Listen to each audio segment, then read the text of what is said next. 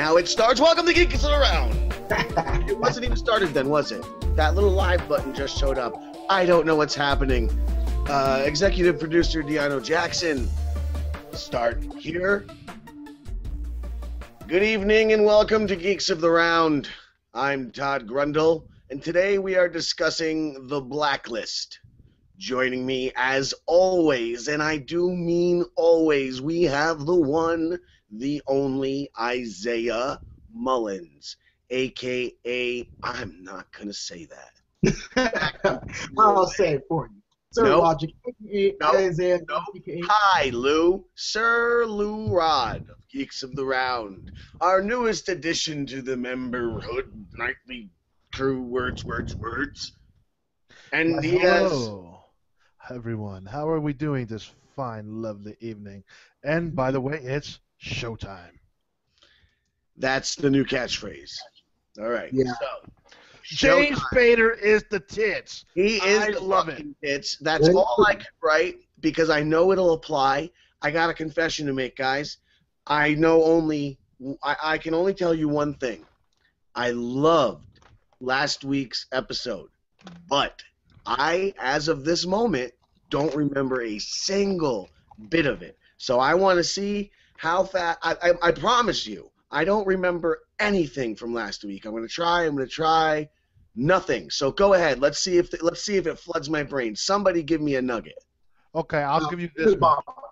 This episode, which I watched today, by a matter of fact, was really good, and it didn't focus a lot on Keen nor Red. Right. They were both in two separately different tasks, which made this show actually flow better. Yeah, I know, right? It was so much easier. Nothing's flowing to me. Nothing's coming up. Well, okay. Keen meets Red at the DMV to meet the little troll guy. No, Yes. Wait. Okay, troll guy. Okay, safe in Russia or some shit. And then they go to St. Petersburg to find a safe. Well, who's the villain? And I'm not pulling that. Who was our villain this week? The Unabombers. What? The Unabombers. There was I mean, no I have a fucking recap here. I could do this the normal way and pretend I remember everything, but There's a reason why I say Unabomber. Fun. What? There's a reason why. They were smelly. They were pretty much blackish people. And they Smelly, blackish people. Is that what you just said? Yes, blackish people. Because they got that dirt all over their face. Like, why are you calling me blackface now? Oh, my God. So the villains this week were smelly, blackish people. No, Yeah, the villains this week was a fucking cult. Yeah, like I said. Okay. Unabomber. There were no Unabombers. Yeah, the dude was the old guy was marrying the little girl, and that's how. Yes. By the way, that intro was pretty damn cool. Yeah, it was.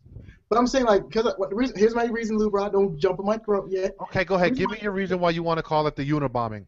Yes, just hear me out. Just hear me out. Hear me out. I'm going to hear you out. Go for it. The Unabomber, he did bad things in real life, right? He didn't believe in technology whatsoever, right? He bombed one fucking building. But he was still a bad guy, correct? Correct. So these people here, this cult, was pretty much mimicking the same notions as the Unabomber. They were pretty much, they was downgraded, they was lived in the woods, they wasn't all high tech.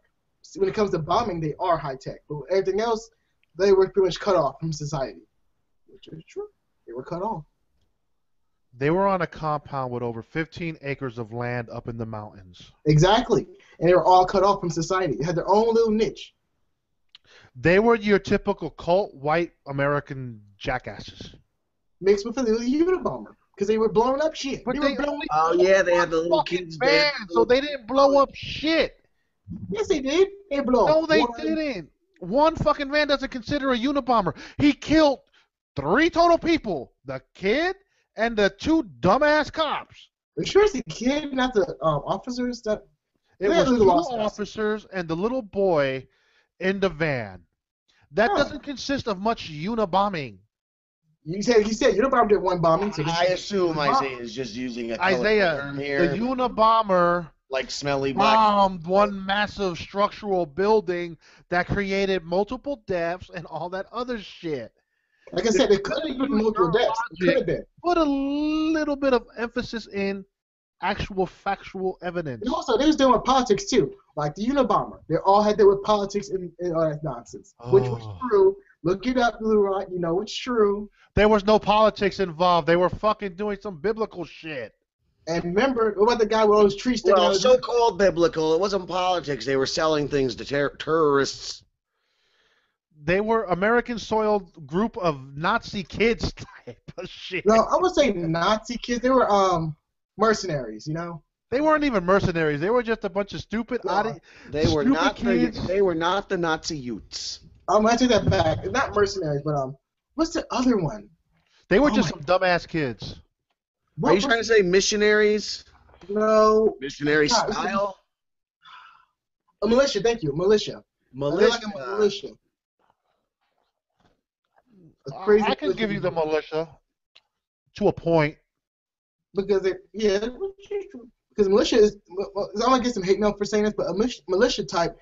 It depends what you look at militias, but to me, I think they're a cult because they're a group of individuals who are highly trained or not highly trained, but they go to that training type of grounds and get the training that they need.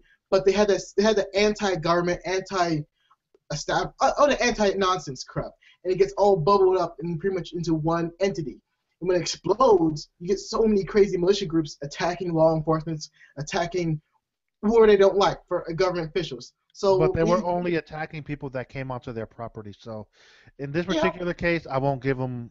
I mean, I'll give you the fact that they're militia into a point, but it's a small point because they were militia on their compound, nowhere else. I guess they're not a militia, but we're arguing over words here. That's good. I still don't remember shit. But again, I have to say I love the villains. The villains were actually my favorite. More better than Red and King because the villains were more human, and I like what they were going with. A lot of twists and turns here, so I liked it a lot. The villain wasn't human. The villain was a bunch of kids that were led by a superior kid, supposedly, which to me, I felt the way he killed his own father, I thought I was getting ready to watch an episode of Hannibal. Wait, Children of the Corns? Did I fucking... I'm getting a feeling that maybe I fell asleep and didn't finish this episode? Did that possibly happen? It's, the kids remind me of Children of the Corn a little bit, because, Children of the Corn always kill the adults. It's just like that scenario, but nothing like that. You know what? That makes fucking sense. Can I ask a question? It ended when the one woman, what's her name? I don't remember. The Mossad, is that the word? Mossad agent? Israel agent, whatever she is. She talks to the little boy in the van and not blowing shit up. That's the end of the episode, right? No. The episode was with James Spader talking to his one mysterious guy. He's like, yes. He calls the phone number that he got out of the safe, and it's some mysterious man where even Red doesn't know who it is. So it's like, that's a shocker too. That's a real shocker. I like this because now we Did they show the man on the other end? No.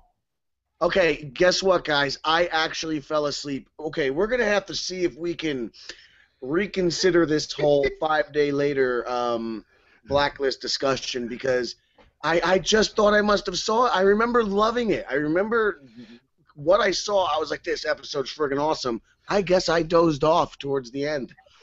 So you didn't see the fact that the main guy who was the cult, not the son, but the father, looked like a scene from fucking Hannibal. No, I didn't see any of that. Dude, he had a few tree limbs going down his throat. Oh, yeah, I did see that. And it was tree limbs coming out the eyes. I thought Hannibal, I swear to God. Yes, I saw that. Is that towards the end? That's towards the end. Yeah, okay, but at the same time, maybe it is that I forgot. Maybe it is. I didn't fall asleep, and maybe I just forgot. I wasn't gonna wing it. I just swore I watched the whole episode, and I was gonna read off a recap. And I thought once you guys started talking, I would remember it all. But you want to know something? You want the best thing to do? Wait until fucking Mondays to watch it. That's what I've been doing. I might as well. Same here. No Shameless this week, those sons of bitches. What the fuck? They want to go fucking Shameless because of the fucking Oscars. Like, we really needed that shit. Yeah, like anybody cares about the fucking Oscars. I mean, well, like why can't you watch Shameless after the Oscars? Everyone's DVRing the shit, or they play it 18 times, or it shows up on the free on demand every cable fucking company gives. Right, I don't give a fuck about who won Best Picture, who won Best Actor, who won Best Female Actor. I don't give a fuck because, frankly, ladies and gentlemen, they don't pick fucking good movies. They don't. They pick some stupid shit that makes no fucking sense that a cold-blooded American really wouldn't watch. But I would watch American Sniper and Birdman. And that's what grinds Lou's gears. Everything I would watch because that looks pretty badass. You know something? The Grammys, the Oscars, they're all fucking rigged and they're all bullshit. Proof in point is Jack Black, Tenacious D winning Metal Song of the Year this year. And look, I love Tenacious D for fun, for the acoustic. I don't agree with that word. But they're not fucking metal. And that song was, I'm not like a Dio fan. I don't even fucking know. I don't give two shits about the guy. But I gave it a listen because there was a couple other artists on there I like the singer of Slipknot.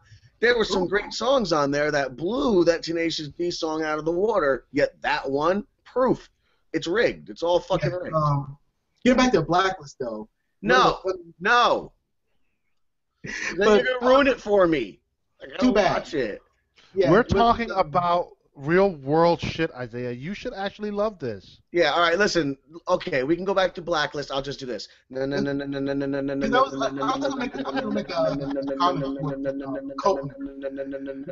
He did die, but same thing. I didn't really feel remorseful towards him because he was a bad guy. Because look at his surroundings. He was a bad guy. He was about to marry a little 12-year-old girl. Yeah, did Isaiah just? I know that much. I don't give a fuck how dead I was. That guy was a pervert.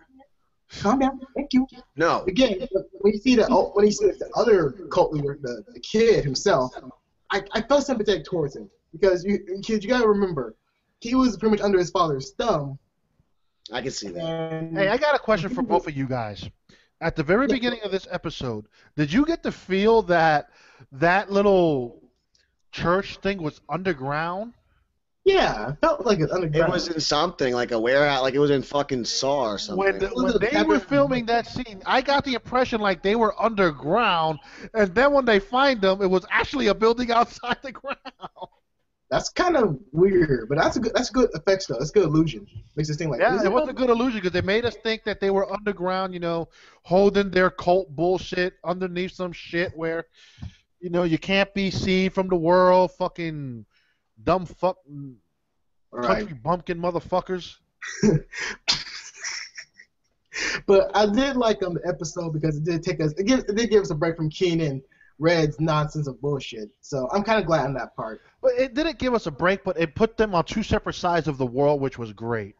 Yeah, I mean, you had Red dealing with fucking Treasure Troll, and then you had Keen on this side dealing with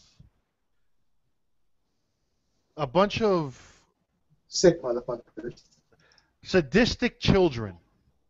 Yeah, who didn't create bombs? They didn't create the bombs. The bombs were already made. They took them out of the fucking warehouses on the ground. But you gotta set it up, though. You gotta set it up to the right moment and make sure it goes perfectly well. And then I really enjoyed wrestler, overdose drug user, getting dragged on the ground by the RTV. Yeah, that was kind of funny. Honestly, that was funny. I mean, this episode had its moments. The touching moment, I will say, was when Mustafa went and freed the kid from the bomb van. Oh, yeah, I love that. I love that, too. That was a touching moment. Boy, but that poor kid, man. I mean, I felt bad for him. He was looking scruggly. Yeah, I felt really terrible. And then when a guy was trying to, when King saw the last of the cult little guy trying to blow himself up, but King talked him down, which was cool. He's like, okay, I'm not going to blow myself up. And then out of nowhere, you know what? She actually did her job as a fucking profiler for once. I know. She was actually profiling that boy. Blow themselves up. Hey, guy, you do this, you're going to blow up. Don't do it. I think it's just, Yeah, but then he got killed. And did you see how yellow his fucking teeth were? I know, right? Christ. Right into the core. But then it was funny to shot that one shooter. He was so yellow, that shit looked like he had corn on that motherfucker. No, it was yellow like gold, like Flavor Flav's like gold grill, like Flavor Flav dog. But again, he can open his mouth and you can see the yellow reflection. But again, this episode was full of funny scenes. Don't think it should have been serious, but that was kind of funny. Like the explosion scene with the cops and the boy. I thought that was kind of explosion. Was it good or was it CGI? Did they put some money? It was actually a good explosion. It was really, really good. Surprisingly, the explosion sucked. To me, it was funny because I laughed. Now I wish Charles was here to settle the score. And, they made a valid point that there was enough explosives in that goddamn van to level 5 fucking blocks, but it didn't level shit but a fucking spot. I remember the explosions now. I thought they were pretty good. I remember saying, "Yeah, those are good." The vans you're talking about that blew up. Yeah, but the van blew up. That shit looked like a fucking cartoon explosion. It did a little bit. It had that mushroom cloud sort of shape to it.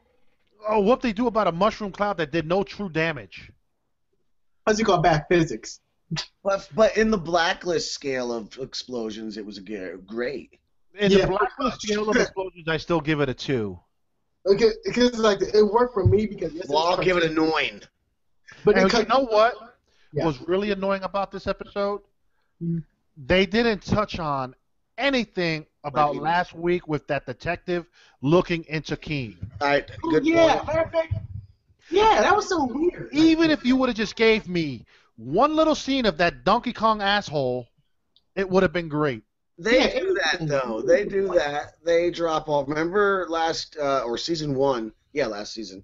When they were... This season feels like fucking 2 seasons long, but we're only on episode 12. Right? It's only episode 12. I'm really confused. But anyway, they did this with Tom. They would really suck us into something, and they wouldn't come back to it for a week or two. This makes me feel that these episodes are not in order. They're not. To me, they're not. Because that makes a good point. What channel does Blacklist? NBC, right? That they're not known to do that. But that's the feel that we're getting here because I mean, just one simple nod, just one little scene saying, "Agent Keen, I need to speak to you regarding this." That's all we would have needed to tie in that storyline to keep it fresh and in the minds of Americans' public. Yeah, because I just feel that's their way of storytelling. Yeah, but Blacklist doesn't have continuity unlike other shows. NBC writers of the Blacklist, if you happen to watch us, get your shit together, you dumb motherfuckers.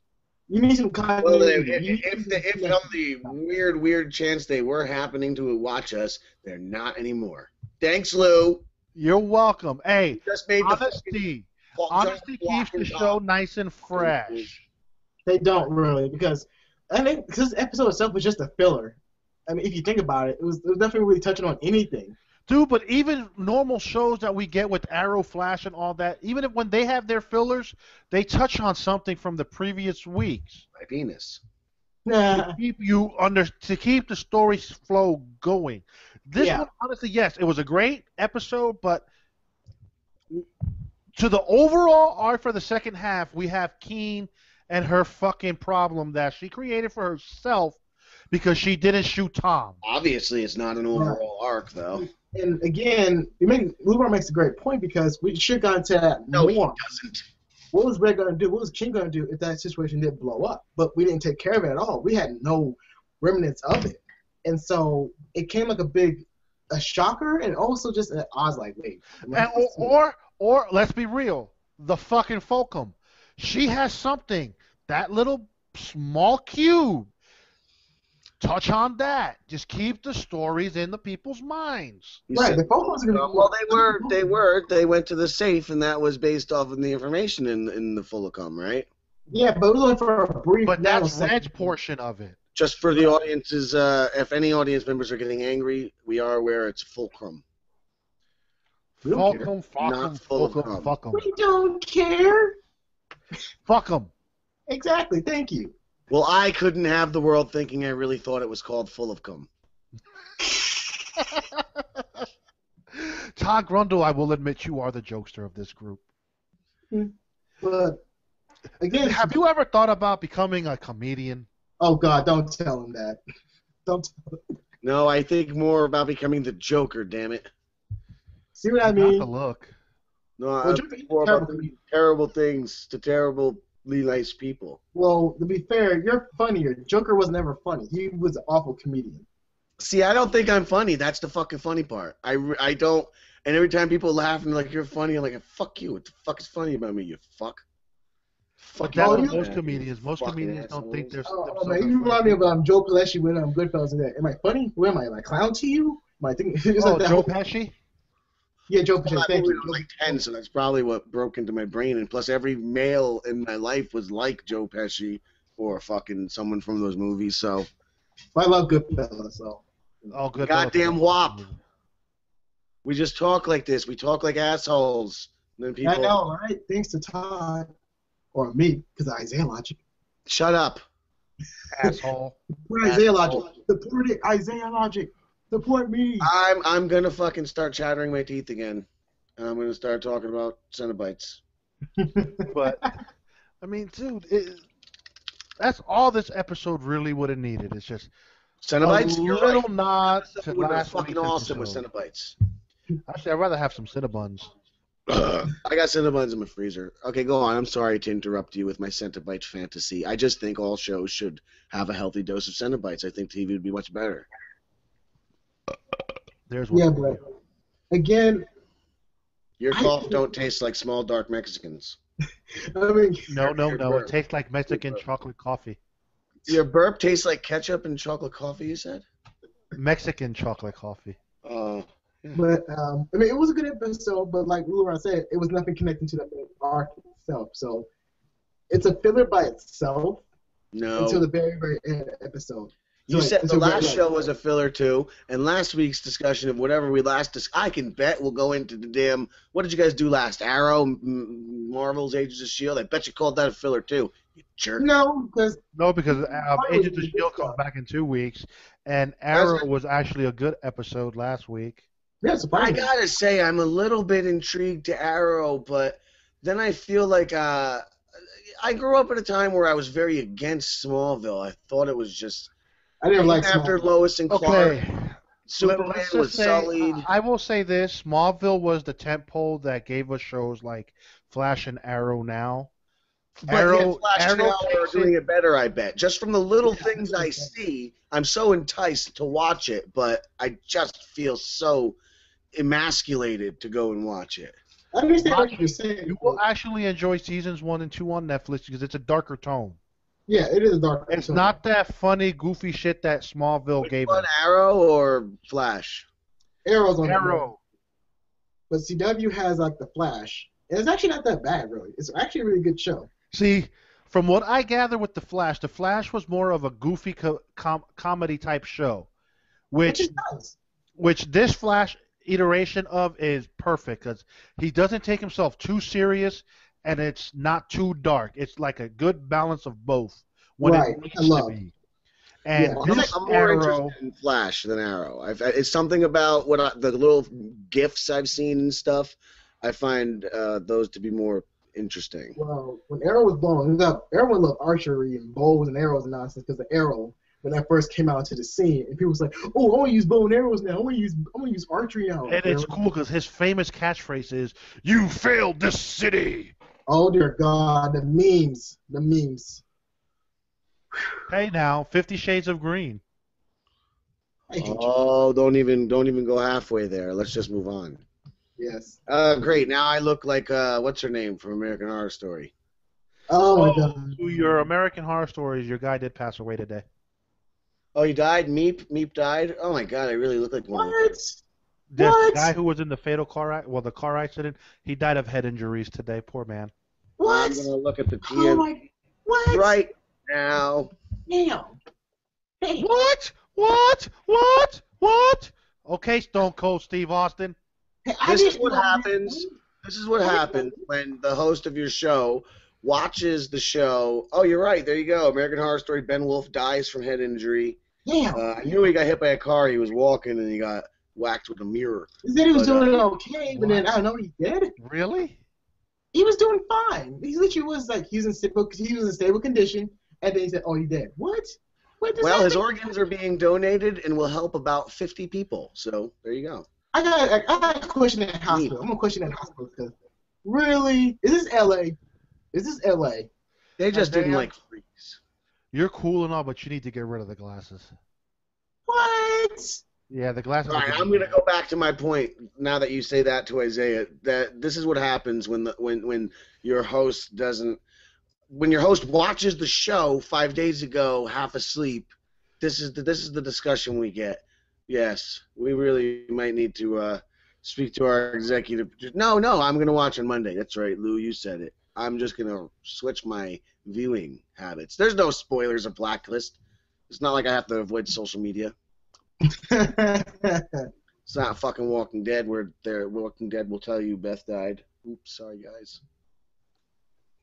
No, it ain't The Walking Dead where you're gonna get Negan Corleone. Right.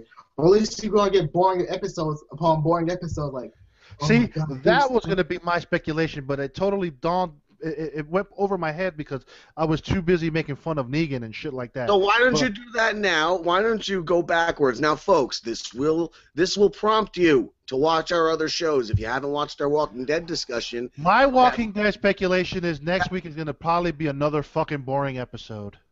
Oh, fuck you. Pretty much. Fuck you. I'm glad I didn't build you up. I'm glad you interrupted me. But he's right, though. Because the previews for next week's show not boring. Us being boring as shit again. It looks like Rick is going to have a problem. It looks like Rick is going to have a problem adapting to new life in a nice, crispy, clean White House. It's not. Yeah. It's not. I can't say much, but it's not. Children, cover your ears. Here come spoilers. Just kidding. Don't cover your ears. Let's move on. Let's let that bring us to wild speculations. F you, Lou. It won't be boring, but it will be slow. It will be political. That's an understatement. All right, let's do it. Wild speculations. Political show. And I can't give you a wild speculation with this fucking Blacklist this week. There's no because there was nothing for me to build off of. No, since season 1, it's the same. We have to we have to make the same speculations week after week after week because they're still dragging us on. But kudos to them for keeping us watching and happy. No, look, I like the show. I enjoy the show. I love the stories. But give me something to work with as far as continuity from week to week. Solve that shit already. Let's know about fucking Keen and fucking Red. Let's get that done. Let's move on now to the Illuminati and Red. Listen, if you've kept us for a season and a half, 2 seasons almost, just on is fucking Red Liz's father or not, then now I'm sure you can build it another season and a half just on what's Red's real plans, what was Red doing, etc. Hold on. There was one good scene. Another good scene. When Red moved over the fucking little podium, went down into his little storage trailer, and pulled off the cover to his 1960s presidential car. That was nice, though. That was super nice. I'm going to go back to my thought that I was asleep. Maybe I was in and out.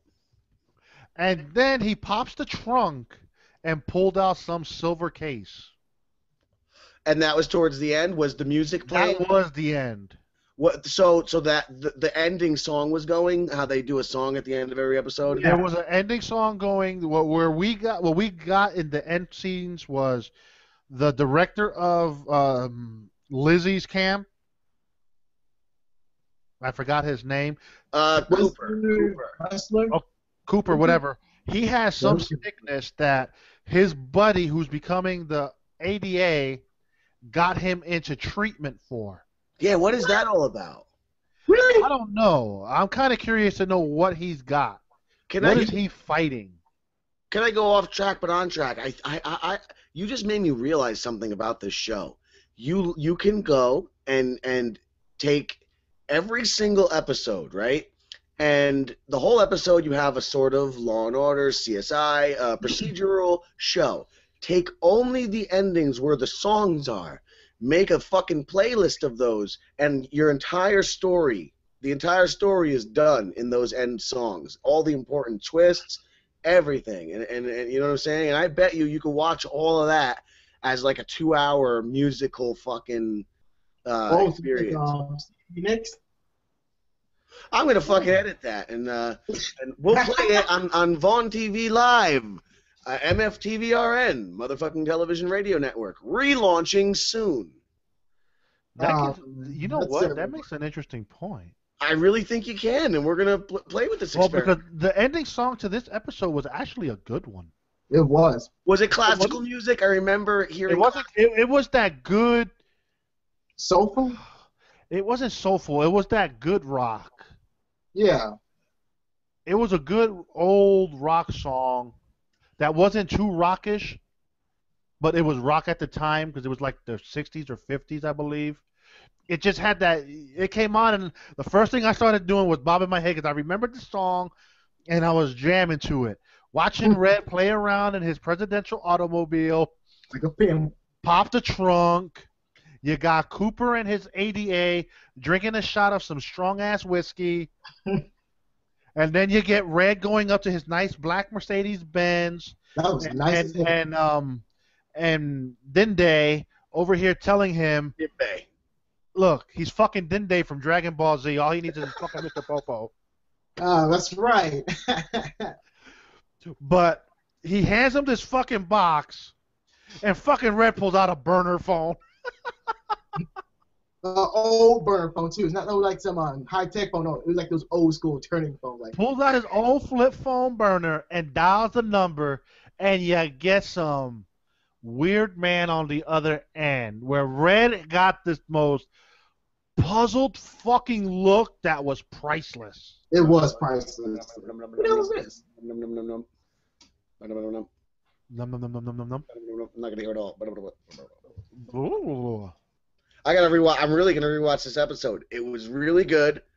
I'm regretting having missed it and what I did, and I'm regretting having not checked further before starting this episode. I would have watched it this morning. That's the best. Look, all bullshit aside is what I do. I haven't watched Better Call Saul. I will be watching it tomorrow before our show. I'm watching it as soon as this fucking thing ends. Well, fuck you. I don't have that luxury. I have to wait till tomorrow. Let's end it right now. No! That's what she said. It is what she said. But here's an interesting tidbit that I just saw the other day on the internet. Oh, Lord. I like Season 2, when Walter and Jesse have Saul in the desert, he mentions Nacho's name. Yep. Does he? Yes. I got the pictures to prove it. What does he say exactly? Hold on, I will tell you in a second. Let me pull out the magical telephone. And let this be the official, because we've yet Geeks of the Round. Grundle? Anybody home? In time.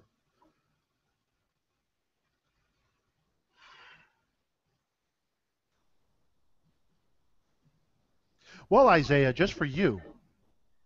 Oh, great. Leave me out of it. Sure. Oh, you're back! Welcome back, my friend! He was frozen in time. You were so frozen, we didn't know if we could cut you with a popsicle. See, I got to rewatch this episode because I don't know what happens there. Since I'm the one broadcasting, I don't know if because my feed was going good here, it showed me you guys freeze. So I don't know if they're going to hear me talk or if they will have heard you talk. I'm going to definitely rewatch, though, and report back. To go back in time. But Here we go. No, it wasn't me. It was Ignacio. He's the one, which is Nacho's first name. Ooh. And then he ends up saying, Lalo didn't send you? No Lalo. I don't know who the fuck is a Lalo. Well, I guess we'll fucking find out, huh? And then he ends up going, who? Oh, thank God. Oh, Christ. Because remember, he said no one sent them. Well, on that, just in case, I'll briefly repeat myself what I was saying, since you guys missed it at the very least. I want to make, at least on one part of the Geeks Around here, the official statement that Better Call Saul is fucking fantastic. It's my favorite show. It's just as good as fucking anything I've seen on Breaking Bad so far. Everything about it, fantastic. And ladies and gentlemen, you could join the Lords of Boom, because we will be talking about that tomorrow night at 10 p.m. right after our Sleepy Hollow season finale discussion. That's right. That's another thing I mentioned in the part where I may have froze. While you guys, Lords of Boom, do a weekly discussion, there may be a Geeks of the Round discussion of like every 3 or so episodes of Better Call Saul. It's unconfirmed, ladies and gentlemen, but if you want it to happen, comment, subscribe, like, do this thing, touch your nose. Now Vogue. Ooh. I'm bat voguing. Isn't that how you bat vogue? No, it's like this. You gotta go with the flow. Whatever the hell we're doing. What the fuck are we doing? This is what happens when I fuck up and yeah. All right, so we've got no speculations. Don't say any more. We've done it good. It's been great. I want to watch Better Call Saul. And, yeah, that's it. Blacklist was amazing. Anyone else have anything else to say? Here we go. Here's a speculation for your ass. Oh, good job, Blue. That it'll be the same bullshit next week. Yep. It's like Walking Dead. Fuck you. And Fuck Negan is a badass. Yeah, he has to come. He has to come to the show now because I'm tired of these characters being. I think Negan comes before the season finale. I think you get something to do with Negan by episode 5. I hope so because I'm so bored with this. Okay, no. Here we go. We get the Saviors by episode 5, where you say Rick supposedly killed one of those members, and you get to see Negan right at the end of the season finale, right before the ending of the season finale. Talk about, I want Rick's head on a platter. True, but he doesn't really feel like that. I think none of that's going to happen. I think everything's going to be Alexandria. I think this is ridiculous that we're talking about it. But I think that Negan will come at the very end and he will knock Lucille against the gates. And that will be all we get of him. And with that, we're done. Buy these books from rottinghorse.com. I would say buy one of our other books. They Call Me Jesus. But it costs $3,000. So one question. What? What's that book that smells like urine? What is that? The House That Smells Like Urine. What the fuck is that? Really good. You can rub that on your mustache and the corners of your mouth. You can do this. You can hold your mouth open. I don't know. There's many uses. Many. One cup. So with that, that's that. Good evening from Geeks of the Round, folks. I was Todd Grundle. He was Lou Rod. He was Isaiah. Did you just put a fucking rod up? Oh, goodness, it's a back scratcher. I should have never came back. It would have looked perfect. Back to Isaiah. That's who he was. And we're all dead now. The world ended.